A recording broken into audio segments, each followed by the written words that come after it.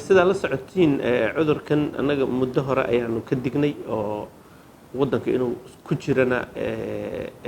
lagaga shakisanaa shakigaasi waxaa cadeeyay mar alla markii shaybaarkeena qaranka uu howlihii bilaabay oo gudaha lagu baarid bilaabay taasoo run ahaantii aan ogaanay in cudurku run ahaantii uu ku jiro wadanka gudihiisa uu ku jiro si aadna u baahayo cudurkan uu faafayaa inta badan ma ogaanaysid inaad qabtid iyo in kale ilaa uu qofku uu soo rito mise qofka dadka u nugul mooyaane inta badan lama dareemo maxaa yeelay mujtamaca run ahaantii badinkood waa dad dhalinyaro u badan oo run ahaantii immuunki fiican leh oo adkaysigoodu aad u badan yahay aan waxba iska dareemayn hargabka xitaa symptomskii mise calaamadii lagu yaqiinay ayaan dareemaynin taasina waxay sababaysaa in dadkii ayan culays badan dareemin oo arrintaa ku saabsan ayna sii fidiyaan waxa kaliya oo marka xaaladda inay ka dartay cadaynayso waxay tahay markuu taabsado dadka xanuumada gaarka ah leh markaas ayaa waxaad ogaanaysaa in complicationka uu sameynayay iyo isbitaalada qofku u baahnaanayo iyo markaas ayaa ay dhacaysaa in qofkii uu ogaado mise baarista gudaheeda uu ku ogaado inuu covid-19 uu qabo inta badan waxaa kaloo cudurkani si aad uu dhibaato ugu geystaa aan horeyna marar badan ugu celinay dadka da'da ay immune systemkooda uu liito marka taana waxay dhalisay in maalmahan dambe aan arkayno dad waaweyn amase maxaan raday cudurro qaba in ay u dhinteen sidaa la socotaan anagu shalayto reportkii wasaaradda caafimaadka sii daysay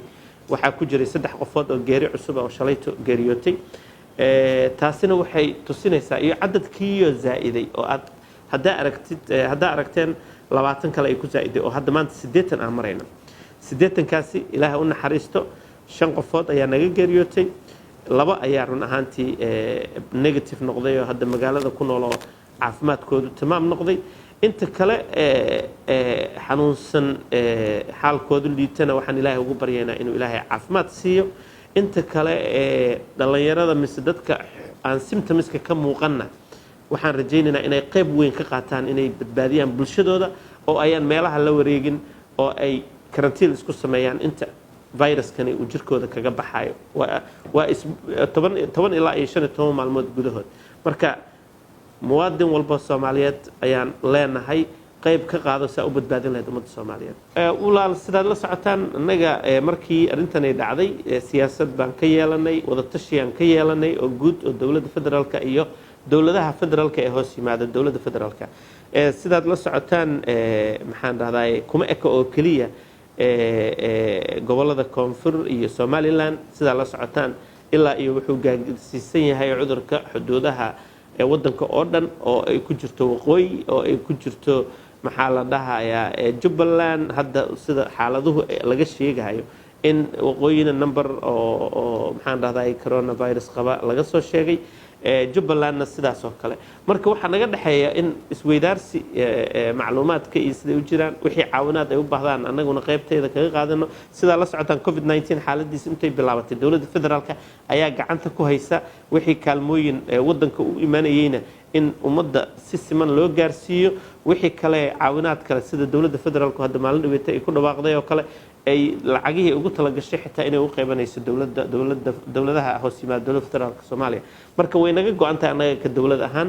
in ay ummadda Soomaaliyeed loo dhib yareeyo wixii awood ahoo aan leenahayna aanan waxna lala harin oo wixii laga qaban kara laga qabto waa arrin naga go'an waxaa la sheegaa inta badan bukaanada marka la geeyo isbitaalka sida gaarka ee loogu talagalay martiinaya baraha bulshada inta badan la wareego in aan qalab loo helin maxaa ka jira arrintaas sida ilaa iyo hadda xaaladdu intay marayso ilaa iyo hadda inta qofood ee isbitaalkaasi ku jirta qof qalab la'aan ama oxygen la'aan u dhibaataysan ma jiro intuba run ahaantii adeegyada ay u baahan yihiin waa la siiyaa isbitaalka waa run howlo badan ayaa ka socda qalabayn badan ayaa ku socota qaybtiisa ICU-ga hadeer ilaahay duraad mar dhow waxaan rajaynaynaa in asigoo dhan oo buuxo oo la qalabeeyo ay dhacdo ilaahay hadduu yiraahdo marka intaasoo dhan waxay tusinaysaa in dadaalada wasaaradda ay wado iyo dawladda guud ahaan ay wado ee ilaahay hadduu yiraahdo maalmaha soo socdana ay miro dhalin doonaan qaybo ka mid ahna hadda aan geynayba sidaan horeyna aan u sheegnay ventilatorada iyo sariirahan loogu talagalay ee ICU-da mise intensive care unit-ka oo aan run ahaantii rajaynayno in xaaladaha ayan nagu badanin laakiin hadday bataan aan u baahnaanayno caawinaad intaan ka badan ilaahay hadduu yidhaahdo